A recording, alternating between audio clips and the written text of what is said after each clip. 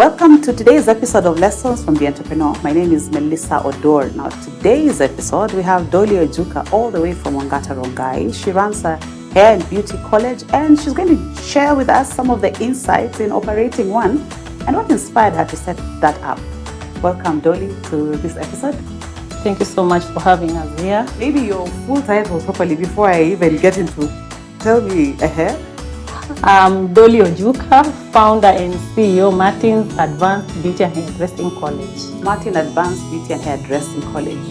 So I saw some of your beautiful girls already doing nails and feet and everything. Tell me a bit about some of the services that you're offering. Yes, in the beauty and hairdressing industry, we train and equip our girls in beauty therapy. We teach them or train them manicure, pedicure, facial, body massage, body scrub, waxing. Then hairdressing, we train them normal cornrows, dreadlocks, weaving, hair cutting, chemical knowledge, palm weaving. So how long does it take for somebody to start when they are totally green? They have never touched hair. Now they want to join the college. How long does it take for them to, finish a whole course? It takes, like cars, it takes 10 months. Yes. For both hairdressing and beauty. Is it different for people who want to do hair and those who want to do beauty? Or you combine the course? We have some who can choose to have only a single course like hairdressing only or beauty only. But others come and join. They want to do like both hairdressing and beauty. That is cosmetology. Okay. Yes. Where do you get your students from? Mostly I can say we are favored. Okay. Yes. Mostly it's all about recommendation, the good work we do. So when we teach our students and equip them well, and they go outside there, whoever sees them, what they are doing, they like, and if they have someone who wants to train on the area, they usually recommend them to our college. Yes. So tell me about what inspired you to start Martin's Hair and Beauty College. And it's actually advanced. Okay. The word advanced, because I wanted us to have, to teach them more of not the normal beauty, not the normal hairdressing. We come out of normal, ordinary. Yes, the ordinary thing, yes. So I used to be a student many, many years back. After I did my training, I did my TOT. Then as I was a teacher there, a trainer, that inspired. Yes, that inspired me. And I told myself that one day I'd love to own a college. One day. And at God's own perfect time, it came to pass. And I opened my college the year 2015. So whenever anyone tells me that they have done any business, anytime before 2020 COVID season, I normally want to know how you navigated. Because for you, Dolly, you're still around long after COVID has come and gone. So tell us a bit about that season, that COVID season. Remember that time we had no touch, everybody stay away, wear masks, It was a tough time for us, yes. It was not easy, it was a tough time. And what I can say is that God is the one who saw us through. Yes, because without Him, we could have closed long time ago. So we closed for almost, I can say, 10 months. Then when the government announced that we opened again, is when we opened. And I can remember very well when we opened again, we started again with like 3 students. Yes, from scratch. But God is good. He saw us through. So during that 9 months when they closed, what were you doing?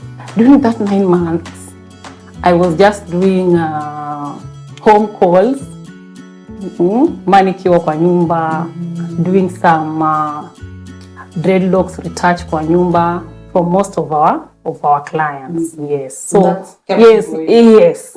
Because I had to shift to salon now. Yes, not college. Yeah. Oh, okay. So you went back to now operating, working like a salon person. Okay. We had to have a plan B. Yeah. so that we can sort out our bills.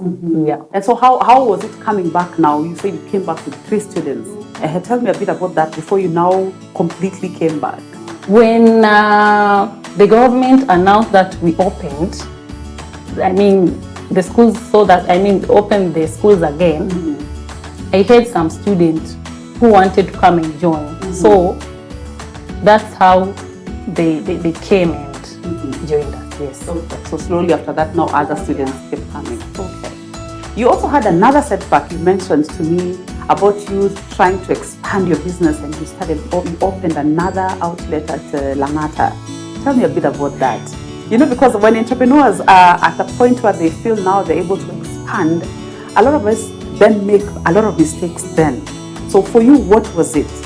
Okay, for me, I at that point, I felt like, yes, now is the time for me to have another branch in Langata, because some of my students were coming from Langata. So from my own thinking, I thought like, okay, let me just open another branch to save them coming all the way from Langata to Rongai.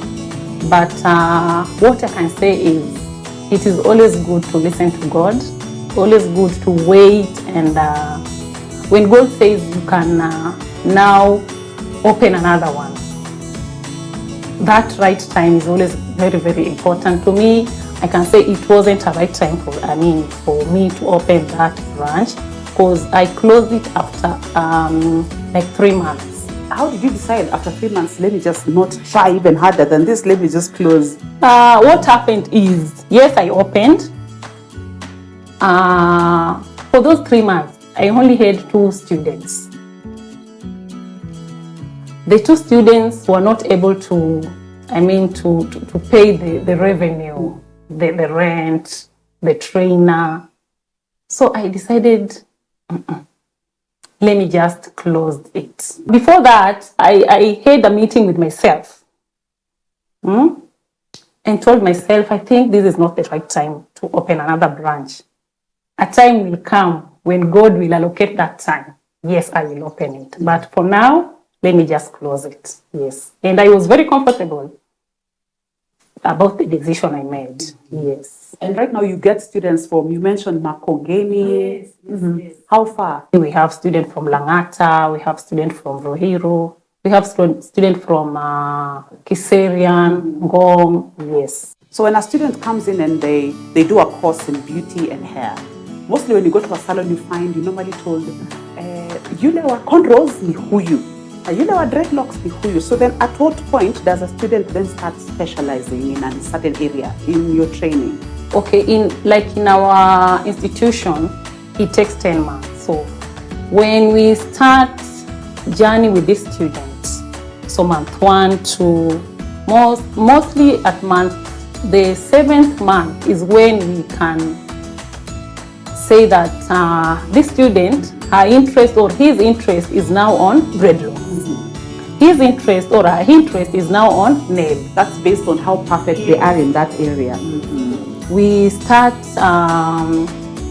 specializing on that area, so that we don't waste a lot of time on other things that she or he doesn't have interest on that area. Yes.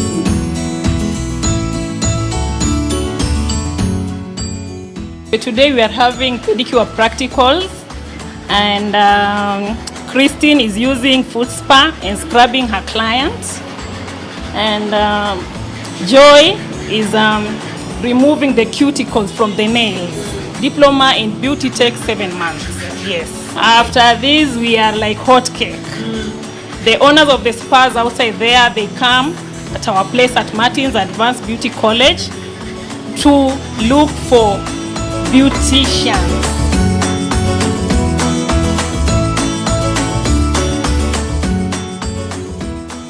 Now, there's a dicey question, because I came to your place and I actually saw the massage table, and I saw the lecturer there, showing the student how to do the massage and everything. Now, Dolly, we know right now, when you walk around town, you see posters there, and we know the massage that happens in some of these places is very questionable. What is your experience as a as a lecturer, as a teacher in a college like that, where do we normally lose it? Where you stop being professional and then you start adding other things to it. Generally, I can say it's all about the Tamaya Pesa. Yes. When they go outside there, they'll get a client who will lure them with, if you do for me this massages, which is not normal massage. Yes, I will add you like certain percentage. So it depends with how that, the beautician or the person who is going to do the massage has been trained. Yes. If he or she has gone through a professional college like ours, where we usually also do teach them about the spiritual part of it too. So which is very important. So when you go outside there are some things your conscience is not going to allow you to enter into such kind of things. I tell you about that, where you teach the spiritual angle, Dolly, because you told me Mondays are sacred days for you. If you tell us a bit about that. To me, it's all about God. Where I am right now, it's God. So when I started my college, I was like, the founder is God, not me. So why should I take a candle of my founder? So that's why each and every Monday, we must have devotion in our college, yes, before we start anything, yes. And that is like norm to us, yes, they know. Wow. So I think my final question would be on the name Martins. I know there's a story there about Martins. So please tell us a bit about that as we wrap up this conversation. So my dad was called Martin. Then my son also, I named my son after. Your dad? Yes, my dad. Okay. So right now, Martin is also helping me on other management. Oh, he helps you to run the college. Yes, oh, wow. So what does he do? Yeah, in the college is the one who manages the college. If, for example, I have a meeting, he's the one who will, remind me. He's the one who is, I can say overall, yes, right now. Wow. Yes. You know that the whole idea of us parents handing over some of the skills that we have to our children is mostly, I don't know, there's certain communities are known for that, like the Indians. And us Africans are not doing that a lot. How is that working for you? It is a good thing. Because one day, one time, you will no longer have that strength to continue with the vision you had. So when you are able to hand over to your son or daughter, you'll be a happier entrepreneur. Yes. So thank you so much for sharing insights on how to run. I'm thinking if anybody wants to run a salon, probably just listening to you, they'll be able to, not just a salon, but also a college. Yeah. But tell us maybe your final word. For you, how has it been, considering that, for example, you started in a college and then you changed to be a trainer? If someone wants to venture into this and start their own beauty college, what would you advise them? It is a nice thing. Because number one, it's like you are giving back to the community. Yes, you are not selfish. Whatever you have, you want to give it back, to train, to give out the skill you have. So it is a nice thing, and it also needs determination, hard work, and no giving up. Yes. So thank you so much, Dolly Ojuka, the founder and CEO of Martin's Advanced Hair and Beauty College, for sharing your insights into running a business, a hair and beauty college pretty much, and an advanced one for that matter. She has made our episode so bright and so beautiful today. Until next time, I'm Melissa Odor for Lessons from